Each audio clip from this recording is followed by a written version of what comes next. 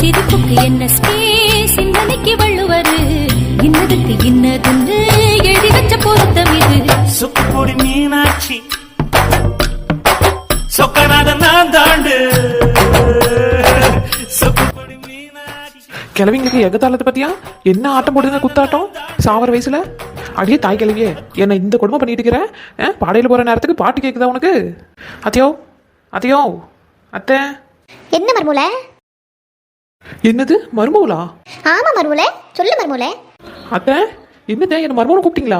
என்னால நம்பவே முடியலையே. ஆமா மர்மூல, என் மகனை நீ தானே கட்டியிருக்க, அப்ப நீ தானே இந்த வீட்டு மருமவ? அத்தையோ என்னால நம்பவே முடியல அத்தையோ, என்ன மருமவனு சொல்லிட்டீங்களா? அப்ப என்ன உங்க மருமவளை ஏத்துக்கிட்டீங்களா அத்தையோ? அட நான் ஏத்துக்கிட்டனாலும் இல்லனாலும் நீ மருமவ தானே மர்மூல? சரிங்க அத்தையோ. சரி மர்மூல, நீ போயிட்டு சூடா எனக்கும் வெள்ளத்தாய்க்கும் போட்டு ஒரு காப்பி கொண்டாரியா மர்மூல? சரிங்க அத்தை, உடனே போட்டு கொண்டு வரேன். சின்ன பொண்ணு எனக்கு சக்கரை கொஞ்சம் தூக்கெல்லாம் போடு சின்ன பொண்ணு. சரிங்க ஆச்சி. அக்கா சரசாக்கா, உன் மருமூலுக்கு நீ மருமோன்னு கூப்பிட்டதே அவளால் நம்ப முடியல பாரு. ஆமா வெள்ளத்தாயி, அவளை அப்படி கூப்பிடவே மாட்டேன். நீங்க அவளை கூப்பிட்டதும் அதிசயமா போயிடுச்சு வெள்ளத்தாயி. இன்னைக்கு என்னமோ என் மூடு கொஞ்சம் நல்லா இருக்கு, அதனால கூப்பிட்டுட்டேன். இல்லைனா எங்க நான் கூப்பிட போறேன். ஆமா அங்க போறது அந்த மீன்கார பொம்பளை தானே? ஆமாக்கா அவளே தான். மீன் வேணுமாக்கா, கூப்பிடலாமா? ஆமா வெள்ளத்தாயி கூப்பிடணும். ஏ முனியம்மா முனியம்மா, இங்க மீன் சத்த கொண்டா பாப்போம். அக்கா கூப்பிட்டியக்கா, மீன் வேணுமா? எத்தனை கிலோக்கா வேணும்? இரு வரேன். அந்த மீனை சத்து இறக்கி வை பார்ப்போம். முனிமா மீன் எவ்வளோ? இப்போ எவ்வளோக்கு போயிட்டு இருக்குது? இப்போ கிலோ 170 ரூபாக்கா. சோப்பா, இந்த வெயிலில் நடக்கவே முடியலக்கா. போக்கா என்ன பண்ணுறது, மீன் விற்றா தானே போல போடும். என்னென்ன மீன் இருக்குது முடியுமா? அக்கா லோகு இருக்குது, ஜிலேபி இருக்குது, மட்டி இருக்குது. உனக்கு என்னக்கா வேணும்?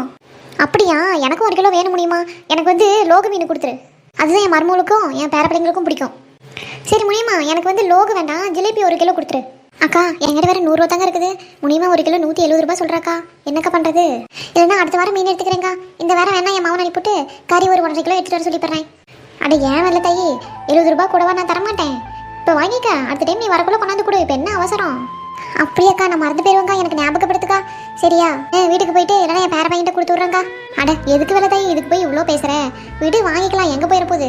இல்லைக்கா நான் மறந்து போயிடுவேன், எனக்கு ஞாபகப்படுத்து கிளம்புக்குள்ள. இல்லைன்னா ஒரு ஃபோன் அடிக்கா, நான் வீட்டுக்கு போனோட்டி. அட சரி வேலை தாயி விடு, முதல்ல மீனை வாங்கு. முனிமா 170 ரூபாய் சொல்கிறாக்கா, ரேட்டு ஏறி போச்சாங்க. நீ ரவுண்டா 150க்கு இல்லைன்னா 140க்கு கேளுக்கா, கொஞ்சம் குறைச்சி பேசுக்கா. நீ தான் நல்லா பேசுவியே. ஆமாம் உனக்குலாம் பேசவே தெரியாது பாரு, நான் தான் பேசுவேன்னா நீ என்ன வேடிக்கை பார்த்துட்டு இருப்ப. முடிக்கா கோச்சிக்காதக்கா, ரேட்டு கொஞ்சம் விலை பேசி முன்ன பின்ன வாங்குக்கா. அத்தையோ வா மருமூல. என்ன சின்ன பொண்ணு, நான் டீ கேட்டாக்க நீ ஜூஸ் போட்டு கொண்டாந்துருக்க. அத்தையோ நான் டீ தான் போட போகலான்னு போனேன் அத்தையோ. ஆனால் நீங்கள் வந்து என்னை மருமூலைன்னு சொல்லி கூப்பிட்டுட்டீங்களா, அதனால் என் சூடாக டீயை போட்டு உங்களை சூடு ஏற்றணும்னு நினச்சிட்டு கூலிங்காக ஐஸ் போட்டு உங்களுக்கு வாட்டர்மெலன் ஜூஸ் போட்டு கொண்டாந்துருக்கேன் அத்தையோ. அது மட்டும் இல்லாமல் இந்த வெயிலுக்கு நல்லா வேகாத வெயிலில் ஜில்லுன்னு ஜூஸ் குடிச்சா ரொம்ப நல்லா இருக்கும் அத்தையோ. இந்தாங்க வாங்கிக்கோங்க, குடிங்க. அப்படியா, சரி மருமூல கொண்டா, போட்டு கொண்டாந்துட்ட குடிச்சிருவோம். சரி இன்னொன்று போய் போட்டு எடுத்துட்டு வா. எதுக்கு அத்தையோ, உங்களுக்கும் வெள்ளத்தாய் ஆச்சுக்குன்னு தானே கேட்டீங்க? அதெல்லாம் நான் பார்த்துக்கிறேன், இன்னொரு ஜூஸ் போய் போட்டு எடுத்துட்டு வா போ. கோசப்பழம் இருக்குதா இல்லையா? எல்லாத்தையும் ஜூஸ் போட்டுட்டியா? இருக்கு அத்தையோ, மீதி ஃப்ரிட்ஜில் போட்டு வச்சிருக்கேன், இன்னும் கூலிங் ஆகட்டும்னு. அதெல்லாம் கூலிங்காக வேண்டாம், இப்படியே நல்லா தான் இருக்கு, போய் இன்னொன்று எடுத்துட்டு வா. சரிங்க அத்தையோ, இந்த பிடிங்க எடுத்துகிட்டு வரேன். சரி இன்னொன்று போய் எடுத்துட்டு வா, போச்சுன்னு பொண்ணே. சரிங்க அத்தையோ. இந்த வேலை தாயி நீ ஒன்று குடி. சரிக்கா கொடுக்கா, வெயிலுக்கு நல்லா தான் இருக்கும், நல்லா குளு குளுன்னு. முனிமா இந்த நீயும் ஒன்று குடி. முடியுமா, வெயிலில் வந்திருக்கல, நடந்து வந்திருக்க அவ்வளோ தூரம். இல்லைக்கா இருக்கட்டும்க்கா, நீ கேட்டதுக்கே சந்தோஷம்க்கா. பரவாயில்ல முடியுமா, இந்த நீ ஒரு ஜூஸ் குடி. வெயிலில் நடக்கணும்ல, திரும்பி நடந்து அவ்வளோ தூரம் பஸ் ஸ்டாண்டுக்கு போகணும், வாங்கிக்க. இல்லை இருக்கட்டும்க்கா, நானும் இப்போ தான் வரக்குள்ள ஒரு டீ குடிச்சிட்டு வந்தேன். பரவாயில்ல வாங்கிக்க முடியுமா, இந்த கோசப்பழம் ஜூஸ் நல்லா இருக்கும். சரி கொடுக்கா, இவ்வளோ தூரம் சொல்கிறா, அதனால என்ன கொடு. ஓ பாடுறா, மாமியா கல்விக்கு ஒரு பாசத்தை மீன் விற்கிற ஆயாவுக்கும் கொடுத்துருக்குது. அத்தையோ அத்தையோ வா மருமூல, கொண்டாந்துட்டியா? கொண்டாந்து ஜூஸை இந்தாங்க அத்தை. அட என்ன வேலை தாயி முடியுமா, வேடிக்கை பார்த்துட்டு இருக்கீங்க, குடிங்க ஜூஸை. கூலிங்கெல்லாம் குறைஞ்சு போயிருமில்ல. அவ்வளோதாங்க குடிக்கிறோம், அவ்வளோதாங்க்கா குடிக்கிறோம். 3 மும்மூர்த்திங்களும் எப்படி ஜூஸ் குடிக்கிறாங்க பாரு. அதுவும் எங்கள் மாமியா கல்வி என்ன மருமூன்னு கூப்பிட்டது எனக்கு உலக அதிசயம். போ திருமதி கல்வி எப்போ முறை ஏறப்போதோ தெரியல. சரி கூப்பிடக்குள்ள அனுபவிச்சுக்க வேண்டியதுதான், கூப்பிடாதக்குள்ள அனுசரிச்சுக்க வேண்டியது தான். போ அக்கா இப்போ அந்த பாட்டை போடுங்கக்கா, ஜூஸ் குடிச்சிக்கிட்டே கேட்டால் கொஞ்சம் நல்லா இருக்கும்ல சுகமா. அட அவ்வளோதானே வேலை தாயி, போட்டுட்டா போச்சிரு, அவ்வளோதானே உன் ஆசை. ஆமாக்கா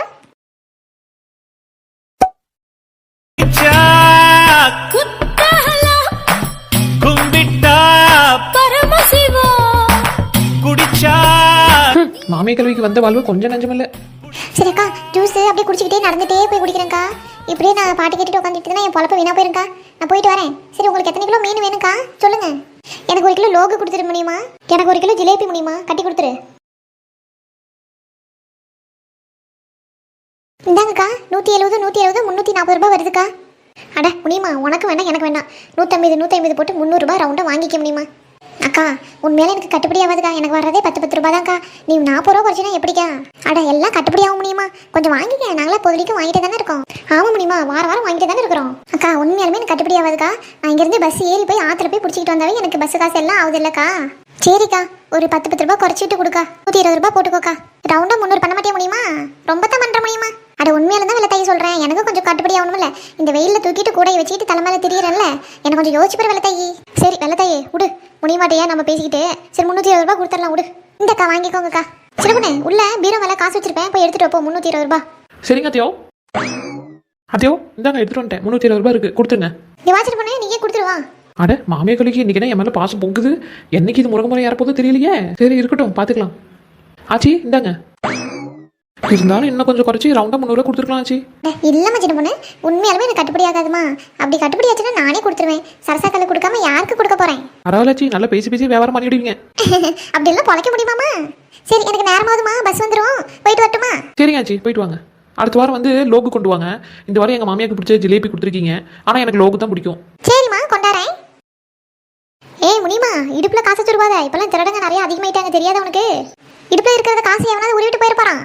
ஆச்சி இடுப்புல இருக்கிற காசு போன கூட போயிட்டு போகுது. புடவை ரூபா பார்த்துக்கங்க. எடுத்து கையிலே பிடிச்சிக்கோங்க ஆச்சி.